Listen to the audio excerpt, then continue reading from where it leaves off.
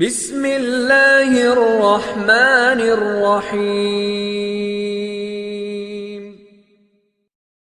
وسلام على عباده الذين اصطفى اما بعد فاعوذ بالله من الشيطان الرجيم بسم الله الرحمن الرحيم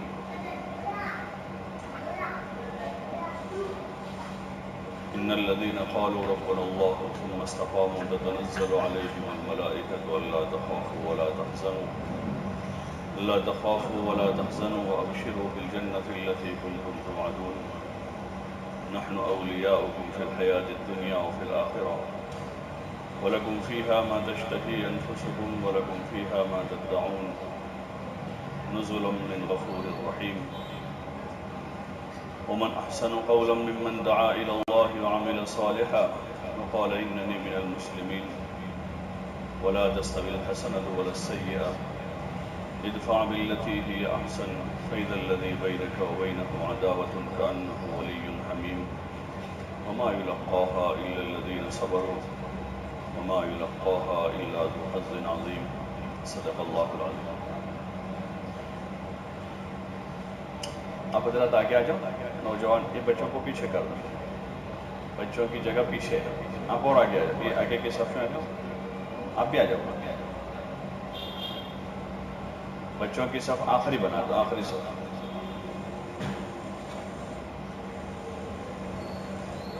محترم دوستوں اور بزرگوں, اللہ جل جلالہ ومن والہ اپنے بندوں پر بڑا مہربان ہے.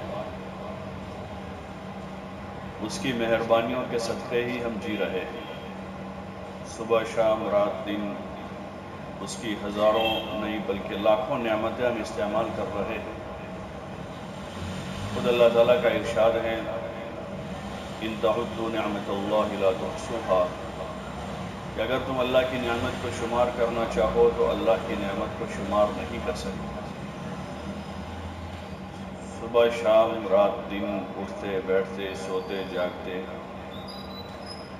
کروڑ نعمتیں ہمارے اوپر اللہ تعالیٰ کی برس رہی ہے.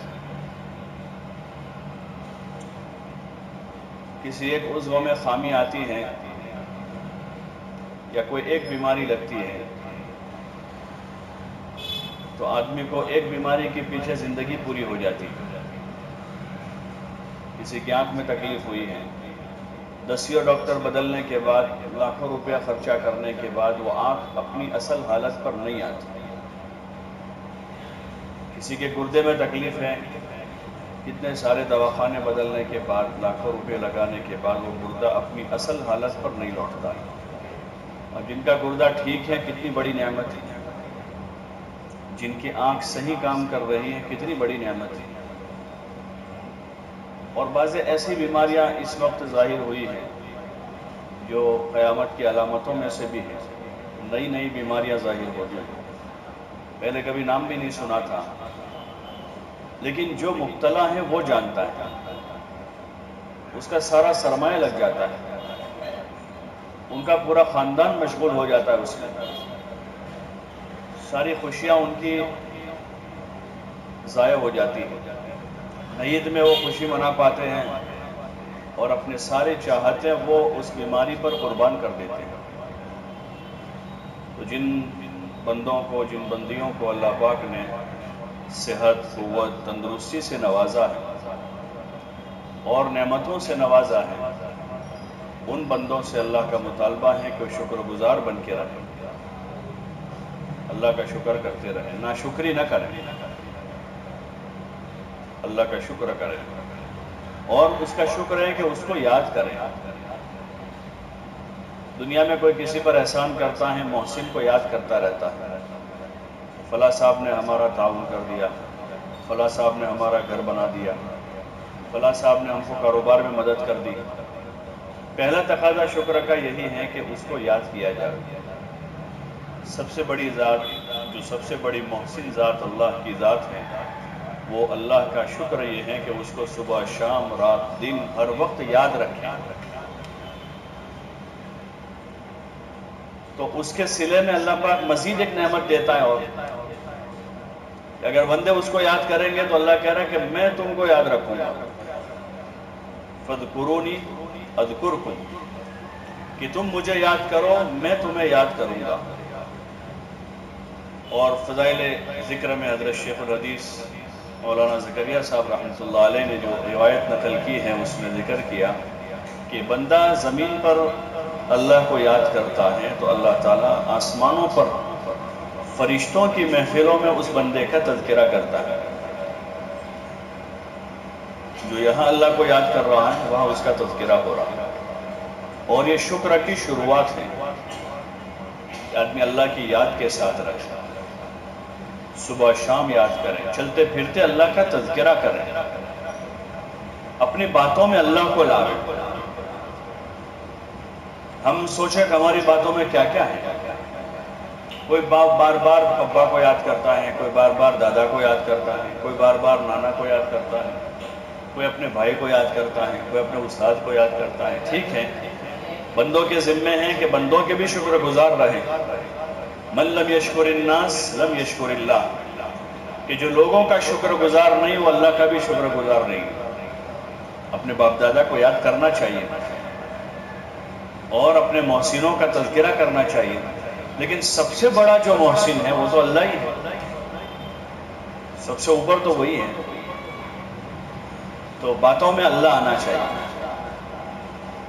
ہماری باتوں میں اللہ آنا چاہیے کہ اللہ نے کیا، اللہ نے کھلایا، اللہ نے پلایا، اللہ اچھا کرے گا، گھبراؤ مت، اللہ ٹھیک کر دے گا۔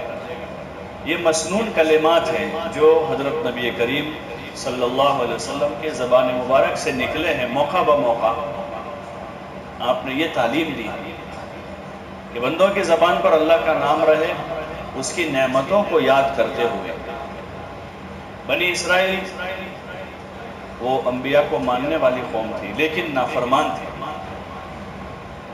نافرمانیاں تھی ان کی زندگی میں، تو ان کو اللہ پاک نے یاد دلایا تم ہماری نعمتوں کو یاد کرو۔ وہ بھول گئے تھے۔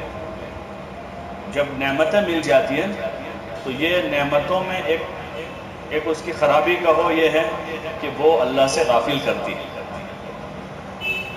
دنیا کی نعمتیں، مال، اولاد اور وسعت رزق اور دنیا کی فراوانی جو ہے، اس کی ایک خرابی یہ ہے کہ وہ اللہ سے غافل کرتے۔ بلکہ لوگ کہتے ہیں کہ پیسہ آ جاتا ہے، لوگ لوگوں کو بھی بھول جاتے ہیں۔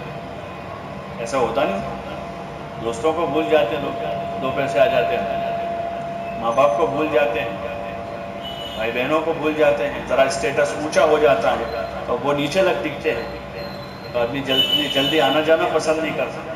وہ لوگ بار بار بلاتے ہیں، عام مطلب یہی ہوتا ہے کہ غریب رشتہ دار بار بار بلاتے ہیں کہ آپ آؤ ہمارے گھر، آپ ہم، لیکن آدمی وہاں کم جاتا ہے اور پھر ان کو مظر کرتا رہے گا، اصل میں میرا پرابلم یہ ہے، میں بہت بیزی ہوں، میں ایسا ہوں، میں ویسا ہوں۔ اور کوئی اس سے اوپر کی لیول والا ذرا خالی بھول میں کہہ دے کہ ہمارے گھر آؤ تو فوراً چلا جائے گا۔ وہاں آدمی یہ سمجھتا ہے کہ میری عزت بڑھ جائے گی، بڑے آدمی نے مجھے بلایا ہے، خالی اس نے دعوت دے دی تو آدمی چلا جائے گا اور 10 آدمیوں سے کہے گا کہ فلاں جگہ ہماری دعوت ہے۔ یہ ایک خرابی ہے، یہ خرابی ہے، یہ نہیں ہونی چاہیے۔ تو جب انسان انسانوں کو بھول جاتا ہے تو اللہ کو بھی بھولتا ہے، نعمتوں میں جب بڑھ جاتی ہے۔ تو اس لیے اللہ نے تقاضا کیا کہ نعمتوں میں شکر گزار رہے، یہ وہ نعمتیں بڑھاوے، تندرستی دے تو تندرستی کا شکر کرے، سستی میں عمر ضائع نہ کرے۔ تندرستی ملی ہے تو اس کو کام میں لاوے، وقت پر آرام کرے اور باقی کام کرے۔ کیا کام کرے؟ سب سے پہلا کام اللہ کی عبادت کا کام ہے، پہلا کام ہے عبادت، وہی مقصد حیات ہے۔ پہلا کام بندوں کے ذمے، بندیوں کے ذمے، انسانوں کے ذمے، جنات کے ذمے اللہ پاک نے جو رکھا ہے وہ عبادت ہے۔ وما خلقت الجن والانس الا لیعبدون، کہ ہم نے جنات و انسان کو صرف اور صرف اپنی عبادت کے واسطے پیدا کیا ہے۔ گویا کہ 24 گھنٹے کی ہماری زندگی عبادت کے واسطے ہے، اور 24 گھنٹے کی زندگی عبادت بن سکتی ہے اس وقت جب یہ زندگی حضرت نبی کریم صلی اللہ علیہ وسلم کے طریقے پر گزاری جاوے تو 24 گھنٹے عبادت ہے۔ پھر ان عبادت میں درجات ہیں، کچھ عبادتیں ایسی جو فرض ہیں جیسے نماز، روزہ، زکوٰۃ، حج، جو فرض کے درجے کے کسی حال میں آدمی چھوڑ نہیں سکتا۔ آدمی کے ذمے 5 وقت کی نماز اللہ پاک نے فرض کی، سارے کام چھوڑ کے یہاں آ گئے، نماز تو عذر نہ کرے، مجھے کام سارے کاموں کو کہہ دے کہ مجھے نماز پڑھنی ہے، کیونکہ نماز اللہ کا بہت بڑا فریضہ ہے۔ سارے انبیاء علیہ السلام نے نماز پڑھی، جتنے صحابہ تھے انہوں نے نماز پڑھی، کبھی نماز نہیں چھوڑی، اور جتنے اولیاء اللہ گزرے ان کی سیرت پڑھتے ہیں، ان کی سوانح پڑھتے ہیں تو انہوں نے کبھی نماز نہیں چھوڑی۔ سخت بیماریوں میں بھی ان بزرگوں نے کبھی نماز نہیں چھوڑی۔ ایک بزرگ کے بارے میں تھا کہ ان کو بے ہوشی طاری رہتی تھی، بیمار ہو گئے، بے ہوشی طاری رہتی تھی، تو ان کے جو شیخ تھے ان کو کہا گیا کہ ایسا ہے ان کا حال، تو انہوں نے کہا نماز کا کیا حال ہے؟ ان کی طبیعت کا نہیں پوچھا، کیا پوچھا کہ ان کی نماز کا کیا حال ہے؟ بولے نماز کے وقت میں ہوش آ جاتا ہے اور نماز پڑھتے۔ بولے تب تو ٹھیک ہے، اب اطمینان ہو گیا، اب اطمینان۔ حضور پاک صلی اللہ علیہ وسلم اپنی زندگی کے جو آخری ایام ہیں، جمعرات سے لے کر پیر تک، یہ آخری دن ہے جس میں زیادہ بیمار رہے، سخت سر میں درد تھا اور بخار تیز تھا، اور اس میں آپ پر غشی طاری رہتی تھی، بے ہوشی رہتی تھی، لیکن جب نماز کا وقت آتا تھا تو آپ صلی اللہ علیہ وسلم کھڑے ہو جاتے اور دو آدمیوں کے سہارے مسجد آتے تھے، یعنی کہ مسجد سے گھر یا بالکل لگا ہوا کمرہ تھا، وہاں نہیں پڑھتے تھے، مسجد سے بالکل لگا ہوا کمرہ تھا آپ کا، اسی طرح دانی طرح جیسے ابھی وہ روضۃ الجنہ سے بالکل لگا ہوا آپ کا کمرہ ہے، جہاں آپ کی قبر اطہر ہے وہی آپ کا کمرہ تھا، جہاں آپ کا وصال ہوا وہیں آپ دفن ہوئے، بالکل لگا، لیکن وہاں سے دو آدمیوں کے سہارے، حضرت علی رضی اللہ تعالیٰ عنہ اور حضرت عباس رضی اللہ تعالیٰ عنہ، ان دو آدمیوں کے سہارے سے حضور علیہ السلام مسجد تشریف لاتے تھے، اور بعض نمازیں تو آپ نے بیٹھ کر پڑھی مسجد میں آ کر، کھڑے ہو کر پڑھنے کی سکت نہیں تھا، لیکن مسجد آ کر پڑھی، اور آپ کی جو آخری وصیت، آپ کی آخری وصیت، جو آخری کلمات آپ کی زبان مبارک سے نکلے ہیں وہ یہی جملے ہیں، الصلاۃ الصلاۃ وما ملکت ایمانکم۔ ایک اللہ کے حق کے بارے میں نماز کی تاکید کا حکم دیا کہ نماز کسی حال میں نہ چھوڑنا، یہ بہت بڑی عبادت ہے یہ، اور دوسرا بندوں کے حق کے معاملے میں حضور نے وصیت فرمائی کہ اپنے ماتحتوں کے ساتھ اچھا سلوک کرنا، تو نماز اتنا بڑا فریضہ، اس کا اہتمام، اور پھر اس کے بعد دوسری جتنی عبادتیں ہیں نماز کے بعد، تلاوت کلام پاک ہے، اللہ کا ذکر ہے، صدقہ خیرات ہیں، اور فرائض میں حج ہیں، روزہ ہے، زکوٰۃ ہے، نوافل میں اور بہت ساری نفلیں ہیں، اور عبادتیں بہت ساری ہیں، قدم قدم پر آدمی عبادت کر سکتا ہے، تو وہ ساری عبادتیں جو ہیں، بلکہ ان فرائض کے بعد حلال کمائی عبادت ہے، لیکن ان فرائض کے بعد ایک آدمی نماز چھوڑ کر کہہ رہا ہے کہ میں کاروبار کر کے عبادت کرتا ہوں، وہ عبادت میں نہیں ہے۔ ایک آدمی نماز چھوڑ کر کہہ رہا ہے کہ میں حج کر رہا ہوں، تو اس کا کیونکہ یہاں اتنا بڑا فریضہ چھوڑ رہا ہے، نماز سب سے بڑا فریضہ تو نماز ہے، تو اس لیے کوشش کرنی چاہیے کہ اپنی زندگی کو مقصد میں لگاویں، نماز کی پابندی، کسی حال میں نماز قضا نہ ہو، اور نماز بھی مسجد میں باجماعت، مسجد آ کر باجماعت اپنے سارے کاموں کی ترتیب دے۔ آدمی کھانے کے وقت میں کاموں کی ترتیب دے دیتا ہے، آرام کے وقت میں کاموں کی ترتیب دے دیتا ہے، اپنے ذاتی کوئی کام ایسے خاص ہیں گھر کے، اس کے لیے آدمی سب کے لیے ترتیب دے دیتا ہے، تو سب سے بڑا حق، سب سے پہلا حق اللہ کا حق، ہم اس کے بندے ہیں، ہم اس کے غلام ہیں، وہ ہمارا مالک ہے، پہلا حق اسی کا ہے۔ ایک نوکر کسی کا نوکری کرتا ہے تو پہلا حق اپنے سیٹ کا ہے، جو وقت نوکری کا ہے اس کو کہیں نہیں جا سکتی کہ وہی کا حق پہلے ادا کرے گا، تو ایسے سب سے بڑا حق اللہ کا حق ہے، اور نماز بڑا فریضہ ہے۔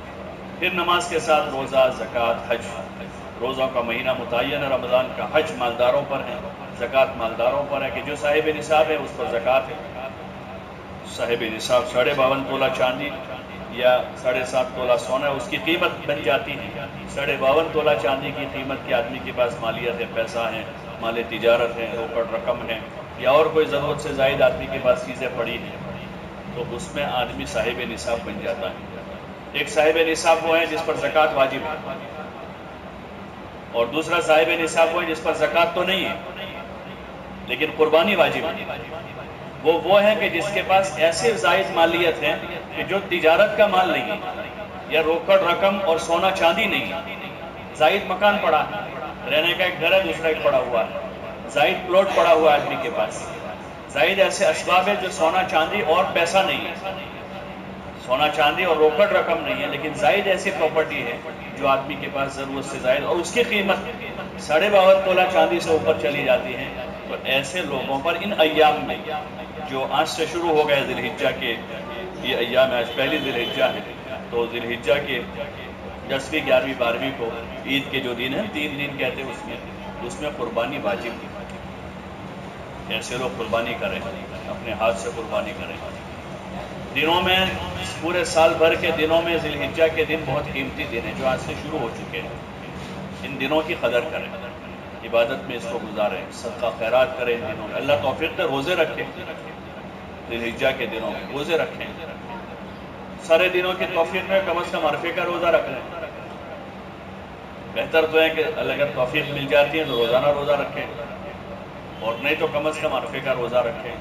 جن پر قربانی واجب ہے اپنی طرف سے، گھر والی کے اوپر واجب ہے تو اس کی بھی قربانی ہوگی. بچے جوان بالغ ہو چکے ہیں، لڑکیاں بالغ ہیں، ان پر واجب ہے. سونا چاندی ان کے پاس پڑا ہوا ہے. لڑکی 15 سال میں بلکہ 10 سال میں بالغ ہو جاتی ہے اکثر، لڑکا ہے تو 14-15 سال میں بالغ ہوتا ہے. تو ان کو ترغیب دے کر ان ایام میں قربانی سے افضل اور کوئی عمل اللہ کی نظر میں نہیں ہے. ایک آدمی 1 لاکھ روپیہ صدقہ کر دے، وہ عمل بھی اللہ کے وہاں افضل نہیں ہے. اس پر قربانی واجب ہے تو اس کو قربانی کرنی ہوگی. اس لیے اپنے قربانی کی ترتیب بنائیں. دوستوں میں، رشتہ داروں میں جن پر قربانی واجب ہے علماء سے مسائل پوچھیں اور قربانی کی ترتیب دیں. یہ اللہ کی رضا والا یہ عمل ہے کہ ان دنوں میں اللہ کو راضی کرنے والا اس سے بڑا اور کوئی عمل نہیں ہے، قربانی سے بڑا کوئی عمل نہیں ہے. تو اس لیے ان دنوں میں اس کا اہتمام کریں اور دیگر اپنی زندگی کو زیادہ مشغول کریں عبادت. اس کے ساتھ ہمارے تقاضے ہیں، کاروبار ہیں.